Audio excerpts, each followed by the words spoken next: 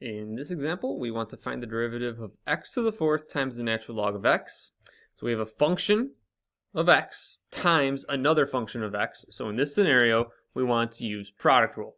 This is similar to when we would take a look at something like x times e to the x. This is product rule. For the same reason, we have a function of x times a function of x, so we have to use the product rule. Same thing. I know these types of scenarios, it's tempting to think like, oh, I just take the derivative of x times e to the x, and then I'm done. And you think the same thing here, derivative of x to the fourth times the derivative of natural log of x, and done. But this is product rule. You have to work out the entire product rule. So the product rule is the derivative of the first term, so that's going to be 4x to the third, times the original second term,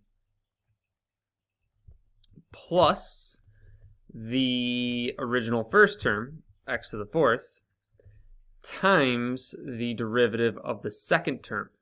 So the derivative of the second term is going to be 1 over x. Derivative of natural log of x is 1 over x. So in this first chunk, I have 4x to the third times natural log of x. I cannot do anything with that, so I'm just going to leave that as 4x to the third times the natural log of x. Plus, and then over here, I have x to the fourth over x. So my big exponent is 4 minus 1, x to the fourth over x to the first. 4 minus 1 is 3. Bigger exponent was on the top, so that's going to stay x to the third on the top. So I'm going to have 4x to the third times the natural log of x plus x to the third. That simplifies down to x to the third. And then the technicality here is that I could take out x to the third here. So I'm going to take that out because I have x to the third, x to the third. So I'm going to go ahead and factor out an x to the third, leaving me with 4 times the natural log of x plus 1. So that would be our answer. I think some textbooks, though, to be completely honest, would probably, they might have this as your answer.